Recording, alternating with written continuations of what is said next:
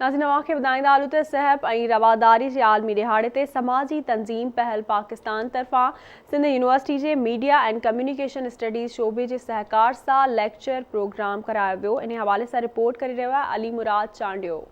बर्दाश्त जे आलमी ॾींहं जे मौक़े ते समाजी तंज़ीम पहल पाकिस्तान तरफ़ां सिंध यूनिवर्सिटी जे मीडिया एंड कम्युनिकेशन स्टडीज़ शोबे जे सहकार सां हिकु ॾींहं जो लेक्चर प्रोग्राम करायो वियो, जंहिंमें शोबे जे उस्तादनि, आफ़ीसरनि, शागिर्दनि ऐं शागिर्दियाणियुनि वॾे अंग में शिरकत कई। प्रोग्राम में शामिल थींदड़नि आवाज़ टीवी सां पंहिंजा वीचार हिन रीत वंडिया। असांखे ॾाढी ख़ुशी आहे त असां हिकु बाशऊर माना मुआशरे जो तबके तौरु हीउ ॾींहुं मल्हाए रहिया आहियूं ऐं इन जे फ़रोग़ लाइ जेको आहे जिदोजहद करे रहिया आहियूं, छो त रवादारी जेको आहे हिन दुनिया में अमन क़ाइमु करण लाइ तमामु ज़रूरी आहे ऐं इहो सबक़ु जेको आहे असांखे रवादारी जो पंहिंजे दीन मां मिले थो त असां जेको आहे कंहिंखे बि जेको आहे अदना न सम्झूं। अॼु सिंध यूनिवर्सिटी में मास कम्युनिकेशन डिपार्टमेंट में ही हिकु लेक्चर प्रोग्राम जेको आहे सो कोठायो वियो हुयो, जंहिंमें इहो ॿुधायो वियो त बर्दाश्त केतिरी जेको आहे सो हिन अमली दुनिया में केतिरी ज़रूरी आहे असांजे लाइ। अॼु असांखे ॿुधायो वियो त टॉलरेंस कीअं पैदा कजे या पंहिंजे अंदरि कीअं पैदा कजे या माण्हुनि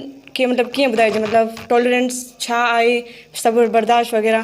त उहो अॼु असां अॼु इतने यूनिवर्सिटी में सेलिब्रेट कयोसीं। आज मास कम्युनिकेशन में ये पहल पाकिस्तान के थ्रू एक ऑर्गेनाइजेशन रखी है, जिसके थ्रू हमने टॉलरेंस डे सेलिब्रेट किया है, जिसमें हम लोगों को, माशरे को, सोसाइटी को, अपने पेरेंट्स को, जितने भी बहन भाई हैं, सबको हम ये बताना चाह रहे हैं कि एक इंसान, एक शख्स किस तरह टॉलरेट करता है बाकियों को।